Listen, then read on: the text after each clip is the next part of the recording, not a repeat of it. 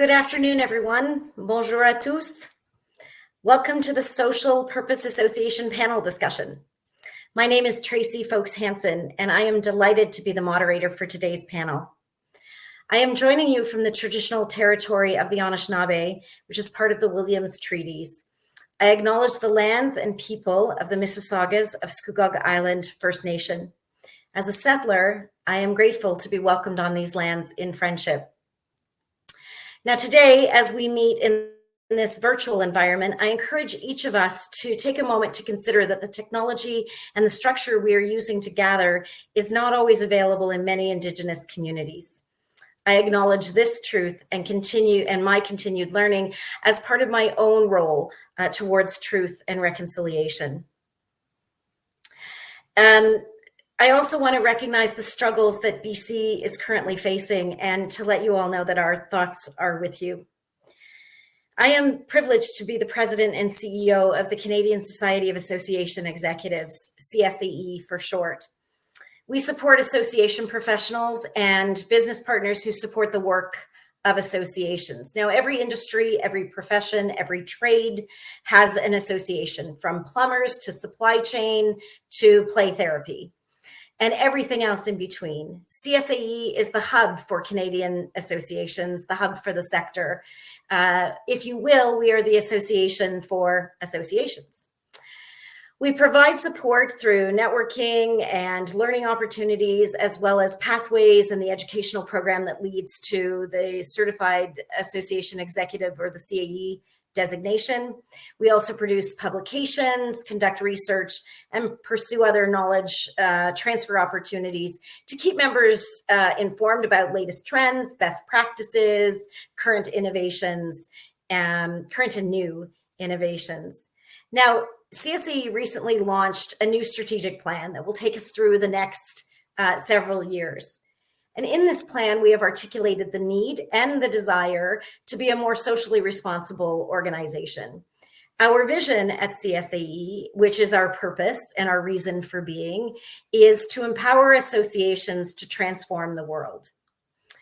Because associations are essential connectors, there is a natural fit for associations to serve society as well as supporting their members. We are beginning to witness a positive and more meaningful trend in this direction. And that's why I'm really excited to be here today as your moderator for this really important conversation. I'm also excited to introduce and then eventually to leverage the Social Purpose Association tool, which you will find in the chat. You'll find a link to the tool in the chat. We have an incredibly distinguished panel of guests today, and I am going to move forward now with introductions. Governance Professionals of Canada has reach into boardrooms of organizations across Canada.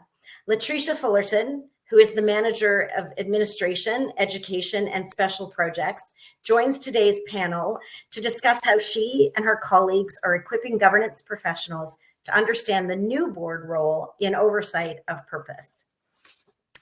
Also joining today is Beth McMahon, the CEO of the Canadian Institute of Planners, whose members are planners working in municipalities, the private sector, and other organizations across the country.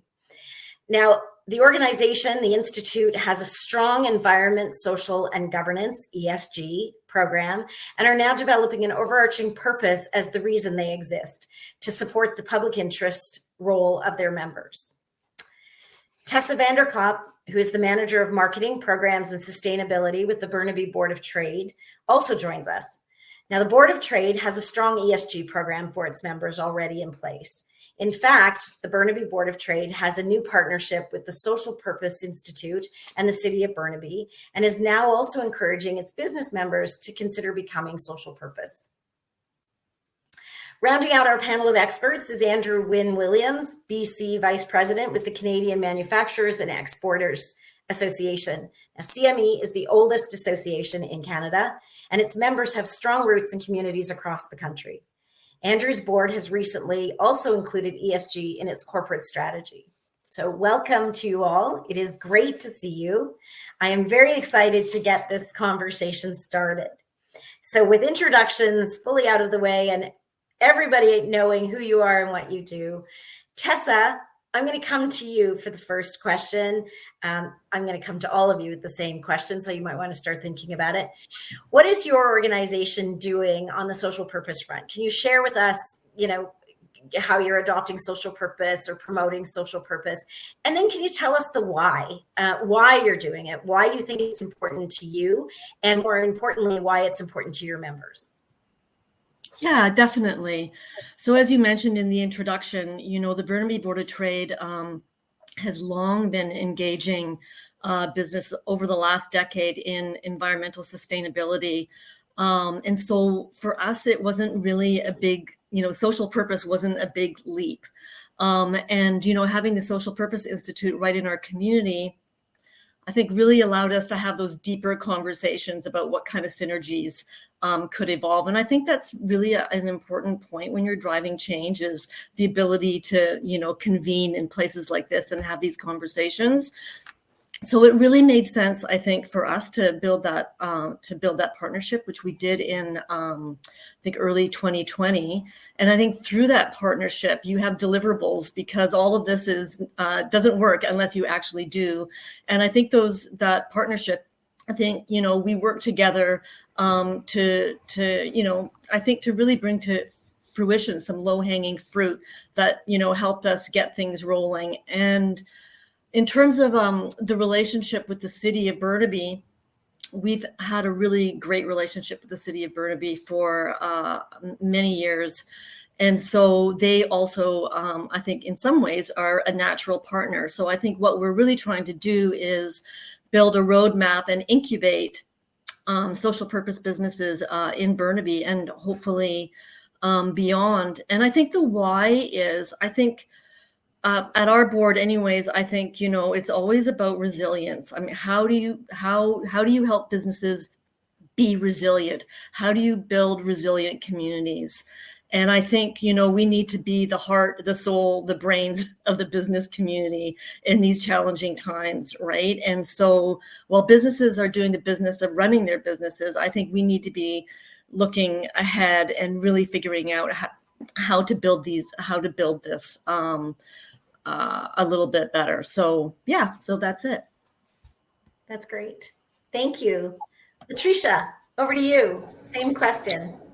Okay, so Governance Professionals of Canada, GPC, we're an association of governance professionals. And when I say governance professionals, it's corporate secretaries, legal counsel, compliance, risk officers. So what we're doing at GPC is we are providing a lot of education to our members. Education through our we have a designation program which provides governance professionals with a designation within that field.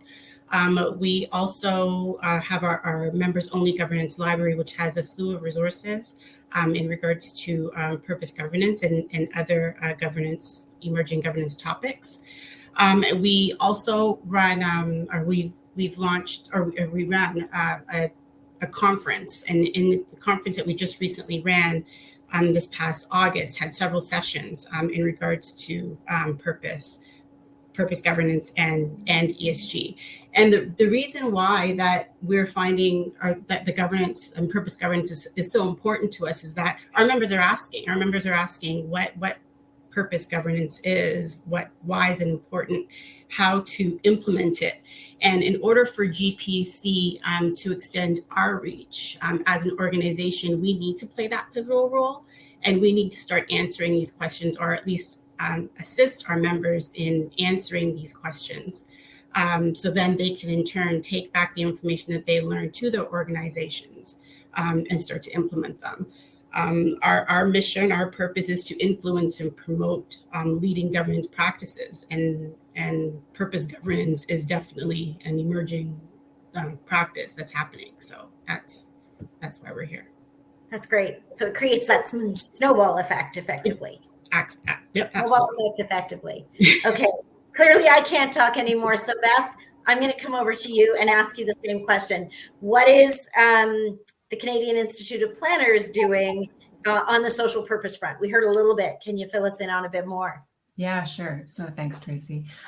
So CIP, we're 102 years young, and we have about 8,000 members. So, honestly, it would be pretty easy for us just to keep kind of incrementally growing and changing. And when we started our, earlier strategic plan process in January 2020, you can imagine the timelines here, that's exactly what we set out to do. We had our 2017 to 2020 strat plan. We said, we're just going to fine tune it pretty good. We met in person, started doing all the work. And then, of course, we know what happens. And everything was put on pause and shelved. And that idea to just kind of, do the little tweaks, we threw that out. We recognized that, with everything going on, that, our institute and our members had such a critical role to play in society, kind of coming out of the pandemic, looking at the decade of action and the sustainable development goals, climate change. And, we said, like, actually, we just, we need to relook at everything and, it really truly engage our members to recognize their power and for, I guess, society too, to recognize the role that planners have in success and rebuilding. So when we started the process again in early 2021, we actually began with looking at our organizational identity statement. So we weren't even going to touch these. In early 2020, we were like, yeah, they're fine, good enough.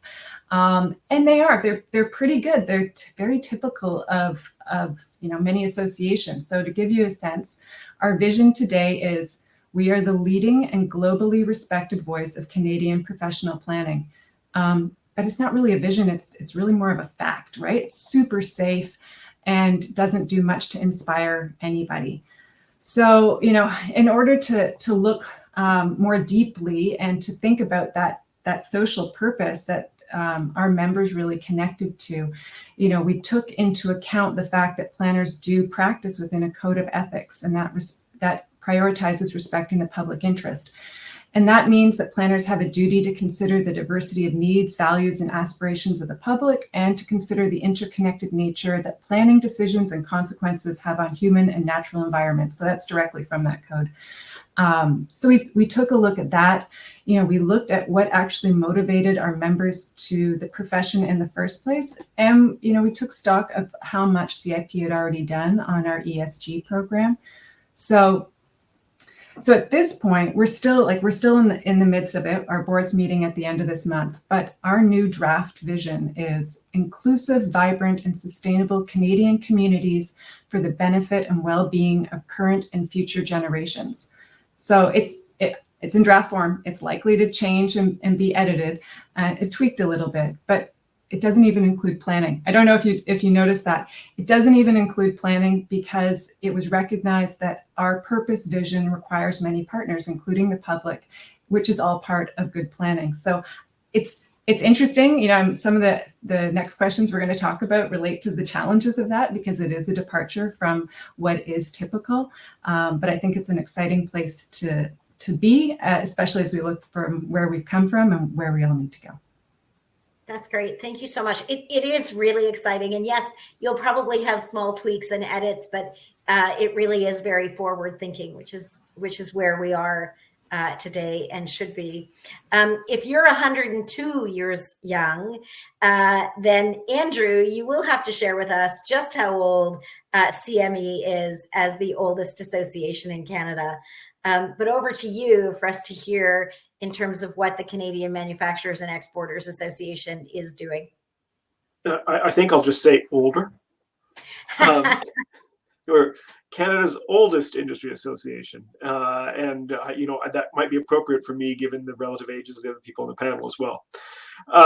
So I think that we represent manufacturers large and small across the country. And with respect to the service we provide them, it really falls into two boxes. So one box is we represent the industry to government and the public, so the advocate, the lobbyist. And then the other box is the programs and services that we provide to our members. And it's in the context of those programs and services that I think today's discussion is. So we recently adopted ESG as part of our strategic plan. So that was this past spring, our national level strategic plan. And we adopted it not just for ourselves as an organization, but also for what we can do for our members, how we can help them meet a specific, ESG needs as they go forward. And our initial focus has been less on the broader purpose of an organization, but more on the specific challenges presented by an ESG mandate.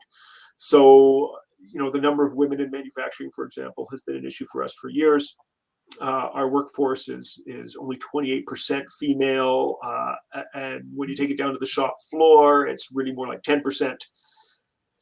This is a poor for us as manufacturers because it limits our labor pool, but it's also it's a great opportunity that women aren't taking advantage of because we pay well. It's a great industry, diverse, interesting.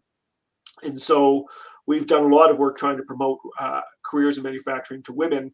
And we recently held a success forum that really had two focuses. One was to expose young women to the positive careers. So do the myth busting, it's not dirty and nasty and all that kind of stuff. But the other was best practices in industry with respect to equity. How do you make manufacturing a safe and welcoming workplace for women? Well, for everyone, but the focus was on women in this particular case. So that's one example of kind of the ESG mandate. And then the other that kind of springs to mind, and these aren't the only things, obviously, but that kinds of spring to mind is getting to net zero. We are preparing a white paper on that issue, which will have issues for government and for members, because it's not just altruistic now.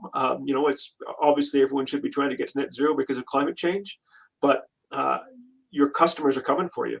They're not going to be interested. The market isn't going to be interested in buying your product if you're not net zero. And OEMs are coming for you. If you're business to business, if you're in someone's supply chain, they're going to want to see your net zero qualifications. So those are issues that we're kind of trying to help our members address that fall within that broader ESG mandate.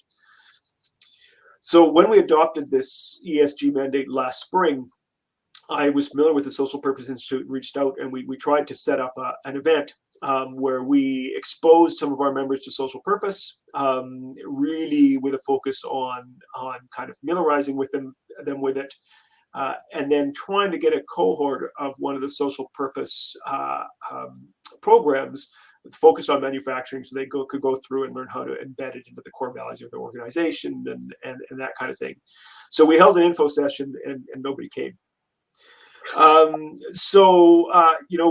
I had a nice chat with our speakers and I think maybe one or two manufacturers who showed up, and that really kind of showed me that we do have a challenge in how to get through to manufacturers. So that's something for us to consider going forward. Okay. But that's kind of what we are. My end goal is still to get some sort of cohort for the Social Purpose Institute of Manufacturers. Thank you for that. And thank you for that lovely segue into our next question. And Latricia, I'm going to start with you. The question really is around how do we engage people? How do we get this conversation going? And what role can associations play to advance social purpose? And what can association professionals and leaders do to advance the conversation with members?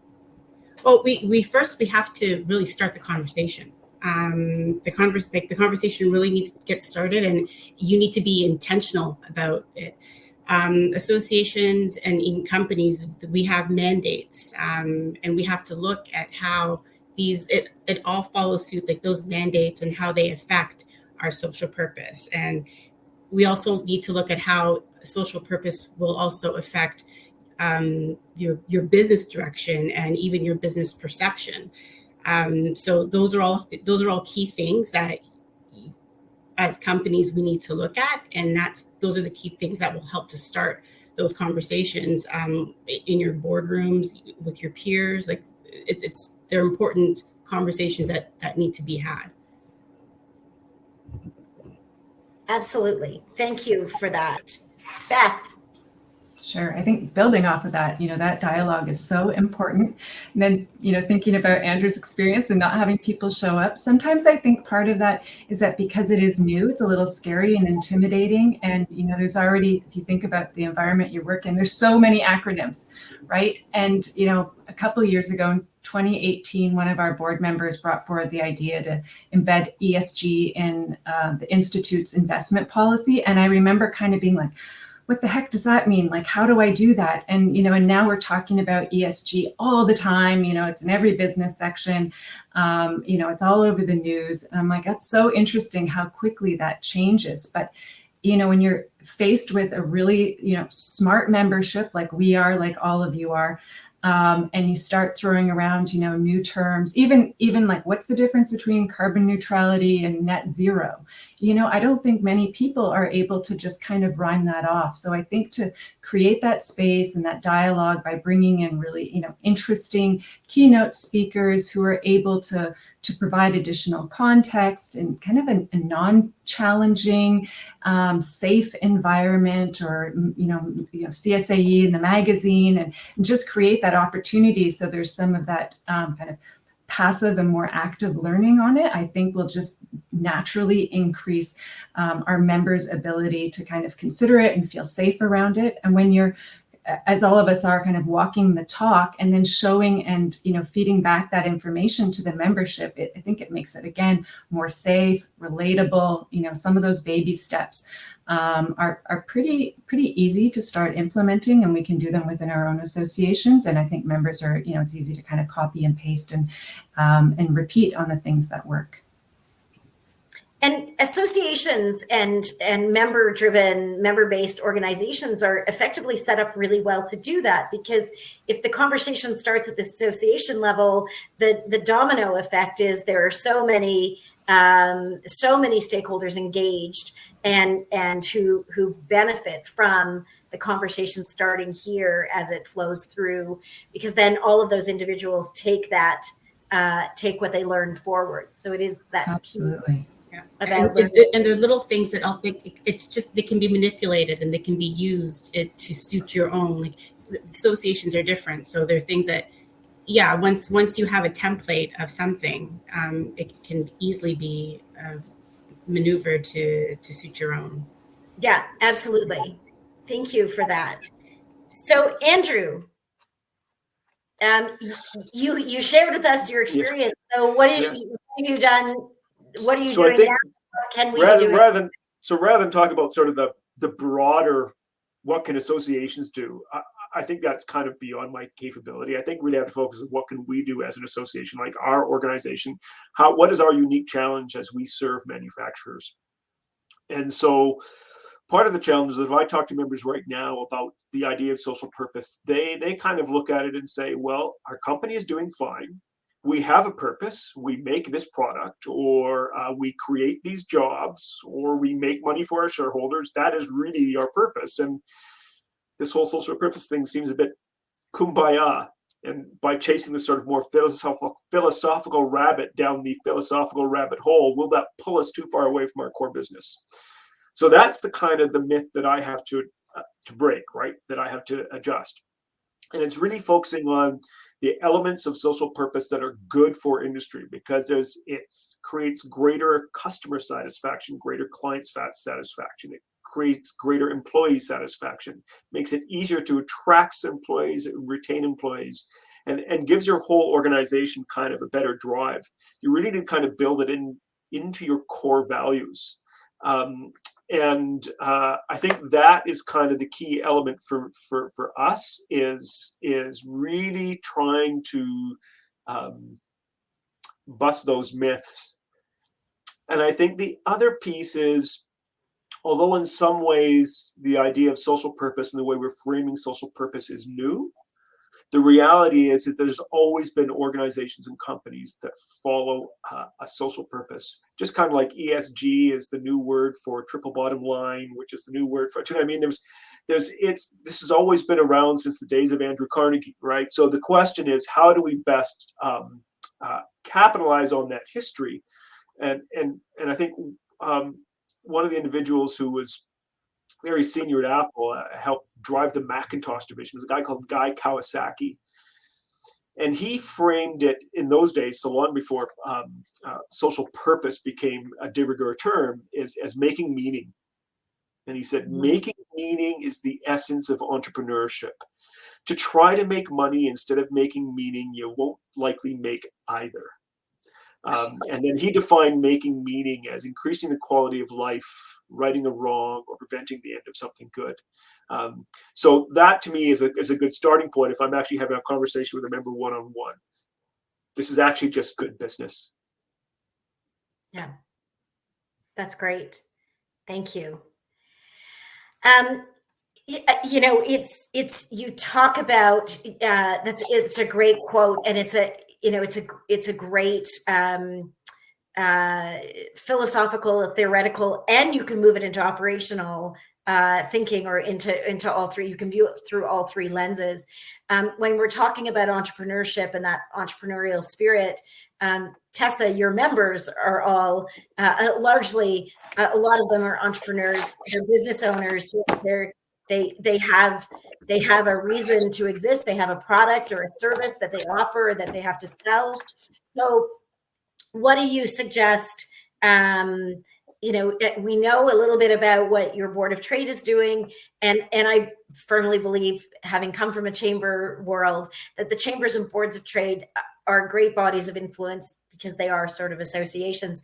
So from that lens, from the lens of the business sector and involving that, what's your response to this question in terms of what associations, what can boards of trade and chambers of commerce do to advance social purpose?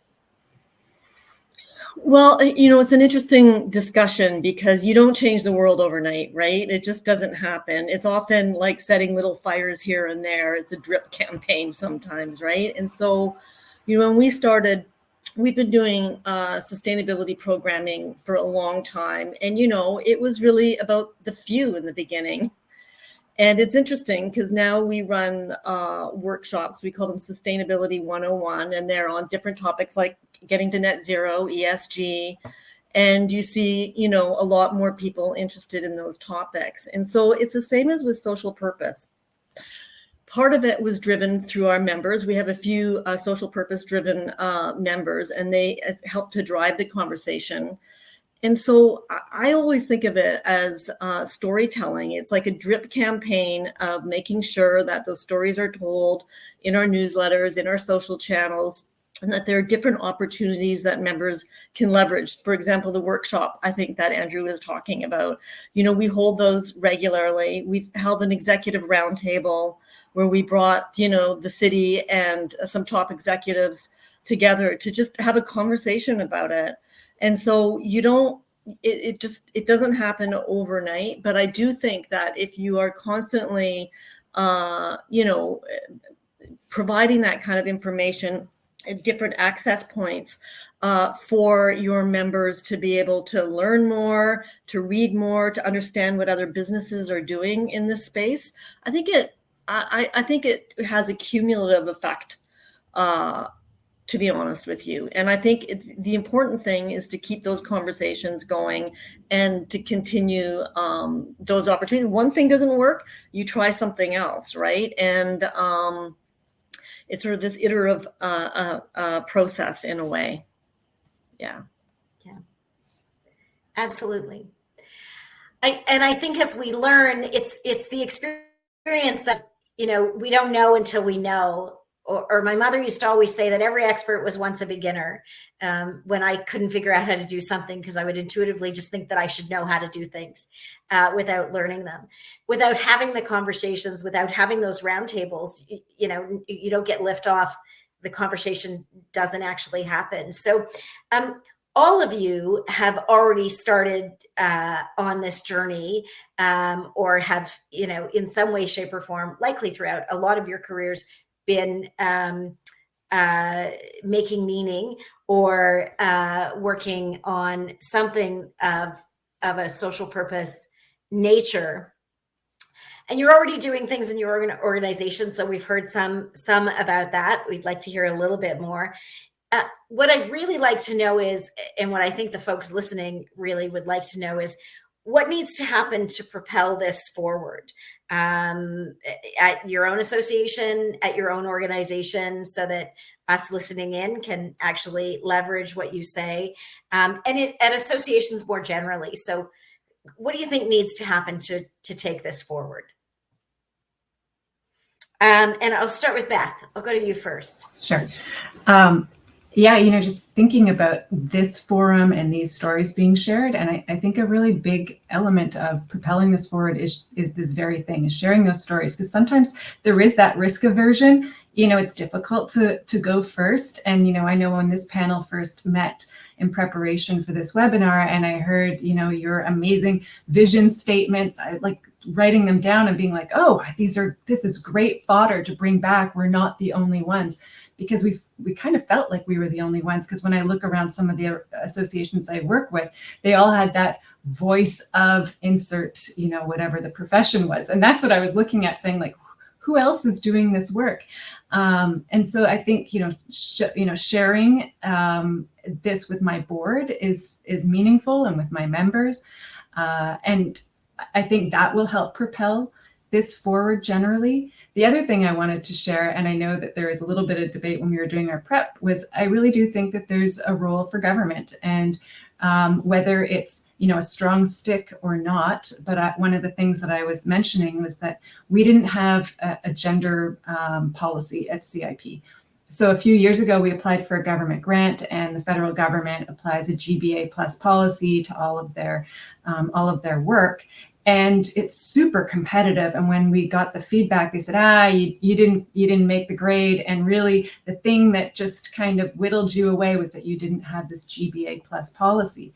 And so it honestly, it spurred us. It was like, what? We didn't know. And so we've created that. That's when we started doing our equity, diversity, inclusion work, the ESG. And all of a sudden it just started kind of snowballing a little bit. So it's not that, government forced us to do it, but there were some carrots associated with it. And I see that too in the government's 50-30 challenge. So I can see that, there are some programs like that. And later on, when they're doing procurement and, interfacing maybe with private sector, I could imagine that some of those same elements are going to come up. And associations, if we can prepare our members for that and make sure that they're ready and in the most competitive position they can be, that they'll appreciate that from the association side. Thank you. Andrew, what do you think? What can we be doing to propel it forward? I think propelling it is I think it's got to be iterative. Propelling makes it sound like there's some sort of silver bullet, and there isn't. It's it's a grind, right? It's continuing to do the kinds of things we're doing. And in slight contrast to Beth, I think it's got to be voluntary. I think if you start to tie it to other things and if government tries to force it, you're going to get people having a marketing team develop their social purpose as opposed to the organization developing its social purpose. So, to me, it's got to be, it provides enough benefits that we should be able to sell it on its merits. It's just going to take time. And like I said, no silver bullet. It's going to be a grind. And it really comes down to embedding it into the core values of your organization. And like all core values, you can't just say, oh, this is my core value now. A core value isn't something you decide you have. It's something you discover you have. So you've got to dive down into your organization, look at your core values, and discover what your social purpose is. Getting people to go down that road, you can't just force them down it. It's got to be carrots, and it's going to be a grind. It's got to be a sales job. We're selling lots of little things, not one big thing. Right. And consistency is what I'm hearing, is that we just have to keep going, so that you build the momentum and you keep the momentum. Going. Tessa, would you agree?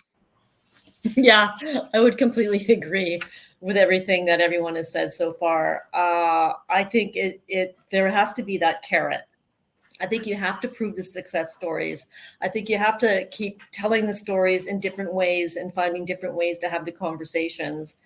And it really is, it's education. I was listening to a really great interview with Senator Murray Sinclair on truth and reconciliation. And it was so interesting because the interviewer is like, do you despair at, the speed at which we are able to move forward with truth and reconciliation? And he said, no.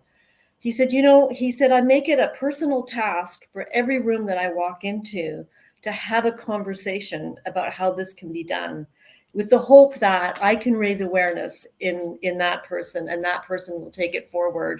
And in that way, maybe we can create a revolution. Maybe revolution is a strong word, but I thought that was really, I took that to heart, because I think it really is about, the conversations that we've had as a group, just understanding that other associations are doing this work. And it might be a little bit differently than what you're doing, but that we can talk to each other, we can lean on each other, and you can learn. And then, maybe you invite someone else to that conversation. So I think it's everything that everyone has said so far, I would completely agree with. So.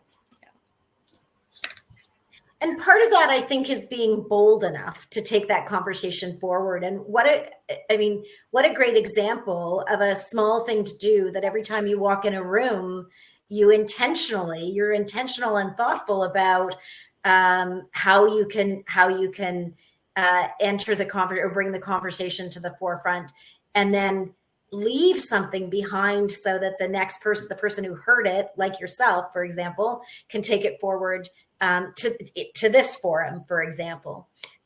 It's a really simple approach with great impact over time. So thank you for that, Latricia. I haven't forgotten. So, over to you. No, I think ultimately I totally agree with what everyone has said. We also, I think, need to understand, I believe that there's a big correlation between social purpose and one's bottom line. And we need to also understand how that will affect your company and your businesses. The little things that you do, like I'm taking, for example, I was doing some research for this. Walmart created like training centers across various cities where they would train and teach people in marginal communities. I think it was customer services and how to do things. You're always going to remember, yeah, Walmart did that for me, and they provided me with these skills. And then in turn, like you're creating almost a succession where you can,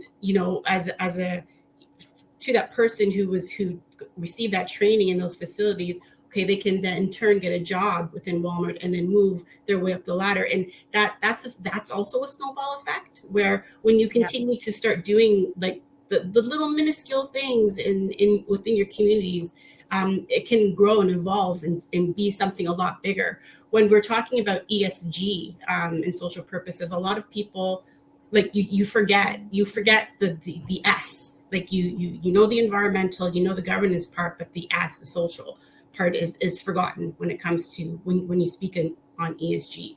So that's something that it's important. It's something that it's, again, that snowball effect. It continues. It's a revolving. It continues to go round and round and round. And once higher up understands it and it trickles down, it will understand it, and they implement it, and it's in their DNA. It should be trickled down to, like, from the board chair, president, right down to the custodian. You should all be thinking, breathing the same thing. It just also helps to move that mandate and to move your company within the right direction. Yeah, I completely agree, and I'm seeing nodding heads. So, it is that multiplier effect, or how we amplify. And I know that's marketing lingo, but it really is that. How do you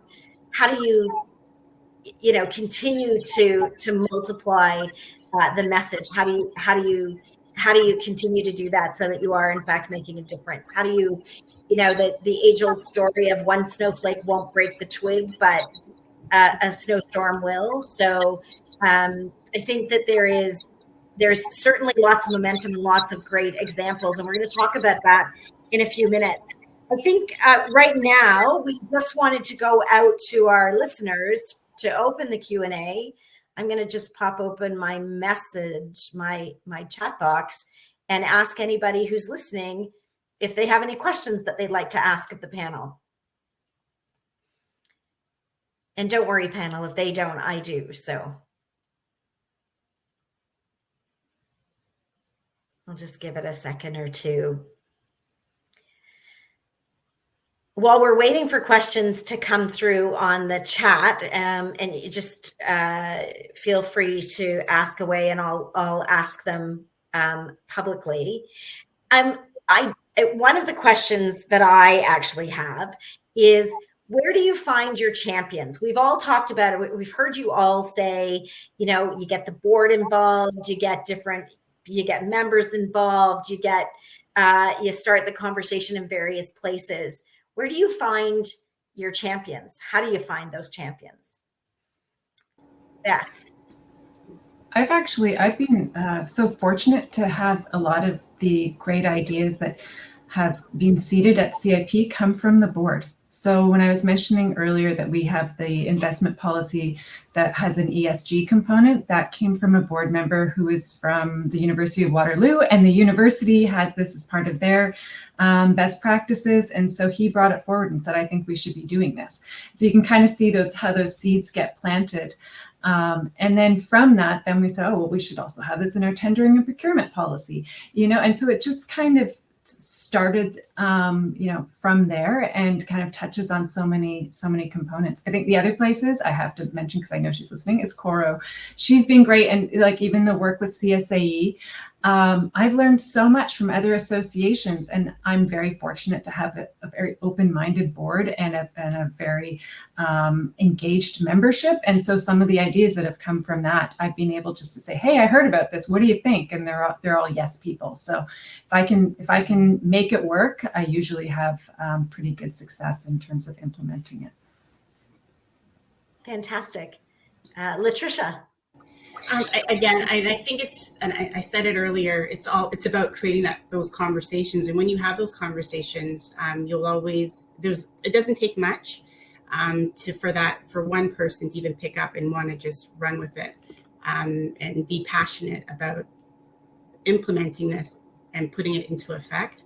At GPC, we work very closely with Coro as well. Like Coro is one of the faculty in our education program that teaches people and teaches the participants in the program about purpose governance through one of the sessions in the program.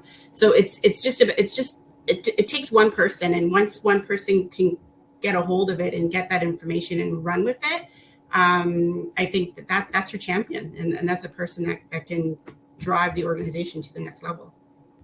Yeah, I agree. Thank you. Thank you for that. Tessa, where do you find your champions? Well, I would say number one in our board leadership, because, you can't do this unless your leadership is going to support you.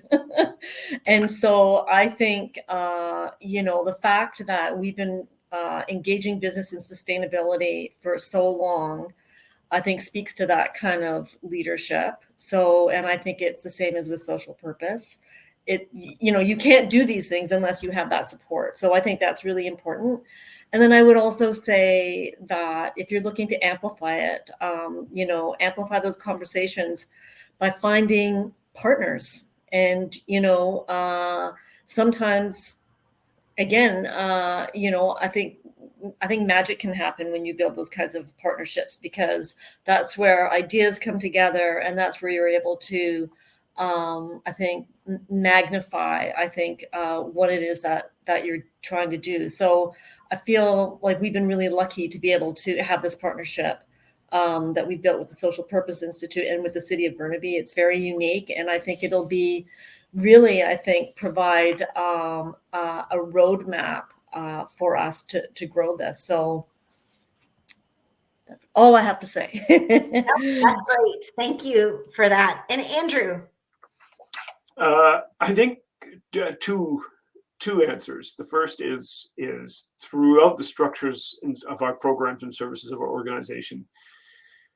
I can't speak to social purpose specifically, but when we find a champion for something, it's usually through our board or through one of our committees, or we also have a system of peer councils that our members operate, where somebody will really get on board with something like, say, lean training or something, and they become a champion for that within the organization. And so that is one element, is that. And the other one sounds a bit facetious, but it's by accident. In the course of your networking, you have a conversation with somebody and they buy in, or they've already bought in. Yeah, we do that too.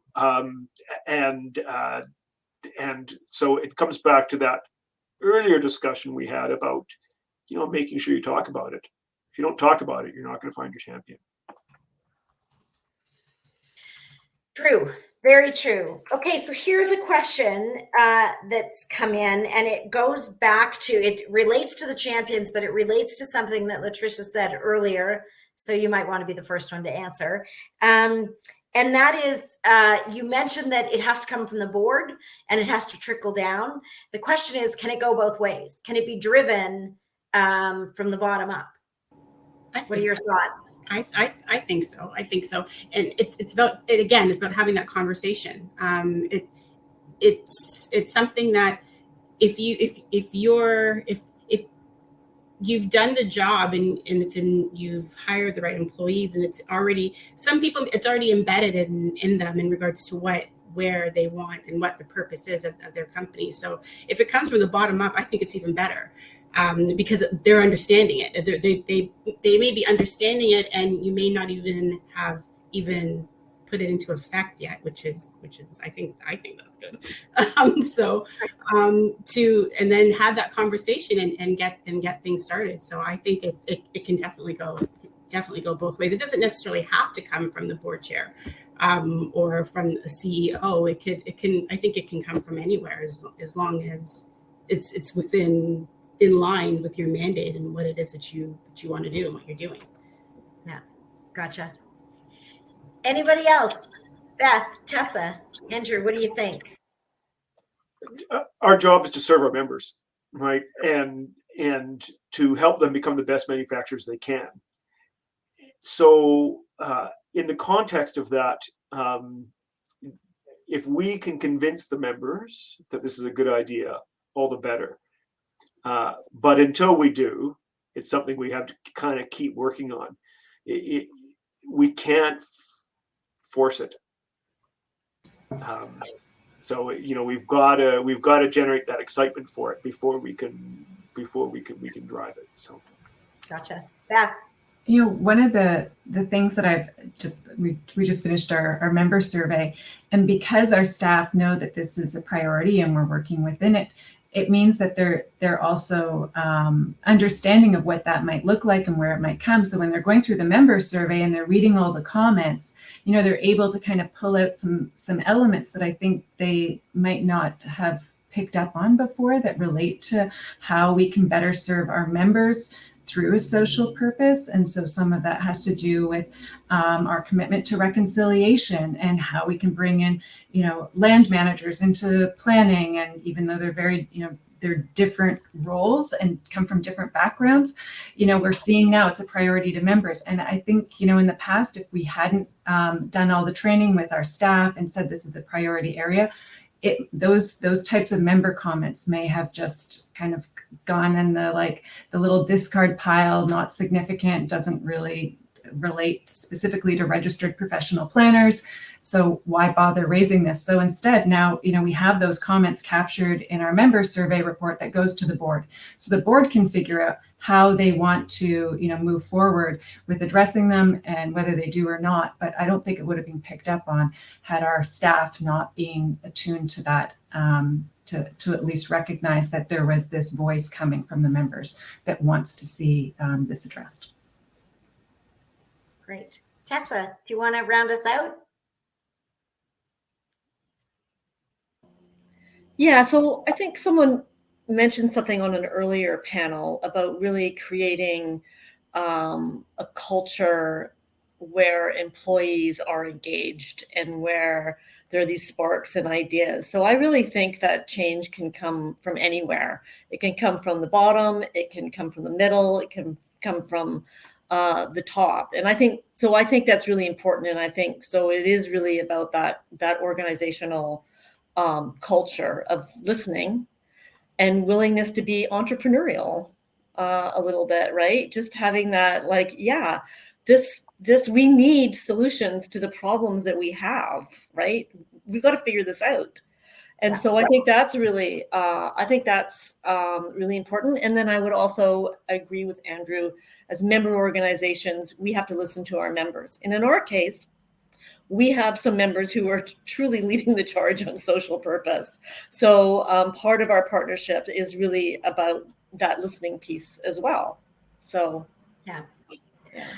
Thank you for that. I will say that at CSAE, a few years ago, when we were doing some analysis, getting ready for planning, the whole idea of the United Nations SDGs was tabled, and so we looked at climate change and DEI, and it came from the real open, collaborative nature of our team. And then we did similar exercises with the board, and it resurfaced again at the board level. So it was in both places. It just hadn't been married yet. And I'm now fortunate that we've been able to do that in this iteration of our strategic plan. As we start to, I'm just checking one more time to see if there are any other questions. I don't want to miss any.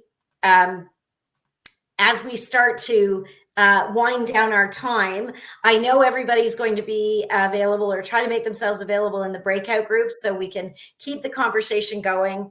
We do have one wrap-up question that we'd like the panel to share with us, and that is, can you share one final brief idea for associations to move in this direction? We've heard a lot, but we'd like one final brief idea on how to get associations moving in this direction and to encourage our members right now, so that it's one takeaway that we can all walk away from. And in this case, we'll walk away from with at least 4 takeaways to make this, to start moving in this direction if we haven't already. I'm going to start with you, Andrew. I'm going to say have SPI come and present to your board. If you can. Did you hear that? Yeah. Yes, I maybe? did. Okay, good. I mean, it's short, and it's sweet, but that to me would be, a first step for me. This SPI social purpose is to have them come and make a presentation to your board. Doesn't need to be long, but it's a starting point. Great. Thank you. Tessa. Sorry, I'm having problems with the microphone. I would agree with what Andrew said. It's the education piece, right? And it's continuing the collaborations, for example, that we've created here and during this process on this panel, having conversations with like-minded organizations. And it's inviting people to the party. Invite one person who hasn't maybe, invite another association, talk to other association leaders, and have that conversation. It's how things start and how things change, I think. Great, thank you. I'm writing down all of the ideas, can you tell? And I think the rest of you are as well. Latricia, what would you say? One final idea. One final thing, okay, well, I'm going to say it all in one sentence. Educate yourself. Educate yourself. Have the conversation, and don't be afraid. Don't be afraid. Like it's something that it's emerging. It's something that I think company should be a part of. But just once you have that education and you understand how it benefits and how it will benefit your organization, go for it and don't be afraid to do it.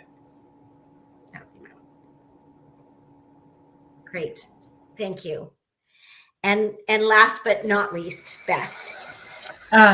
So building on and just realizing that some people who are listening in may not run associations, maybe you're on the board, but maybe you're a member of an association. And I think just engaging with them, writing in, saying, hey, I was at this really interesting session, just wondering if this is something that you're working on or engaged in.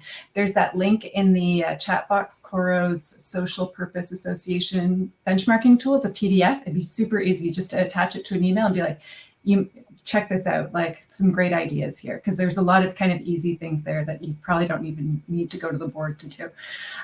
So, if you're not intimately involved in an association, as a member, you definitely have a voice, and just by planting those seeds, as you've heard so far, it can be incredibly influential and just start that snowstorm, right, Tracy? I suppose at this time of year in Canada, we shouldn't be talking about snowstorms. I know Winnipeg got one yesterday. So thank you very much for all of that. I'm going to unless you're a soccer fan. Yeah. I'm going to age myself by saying it's like the old Fabergé commercial. I told two friends, and so on and so on and so on. So we've heard you loud and clear with your expertise in terms of being consistent with the message. Start the conversation, educate yourself so you can continue the conversation, and invite others to the party, which I thought was a really vibrant piece of advice. And certainly engage with the Social Purpose Institute and that benchmarking tool. Again, thanks, Beth, for doing my job. Appreciate it. That link is in the chat, so make sure that you avail yourself of that. I would really like to thank all of you for participating today, for sharing your expertise and your knowledge and your current experiences and past experiences, for telling us how you got started and what you're currently doing. And it's really exciting for the rest of us to see and to start, for some of us who are just starting, or who haven't started, or are well on our way. There's something from this session that all of us can take away. And so I am grateful for your time and for your sharing today. Really, really valuable. So thank you. We are going to keep this conversation going right now by moving into breakout groups. So I encourage all of you who are participating, all of the delegates, to join us in the breakout groups. There will be 4, maybe 5 of them, and so that we can continue to talk about some of the ideas shared today and make sure that we all have some tools as we are leaving. This has been a lot of fun, and the rest of the audience has heard that we've had a few sessions together, and I look forward to continuing those conversations with each of you and all of you, and looking forward to advancing CSAE's work on our purpose to empower associations so that we can all change the world. So thank you for all that you do, and thank you for participating, and I'll see you in the breakout groups. Thanks, everyone. Thank you, Tracy.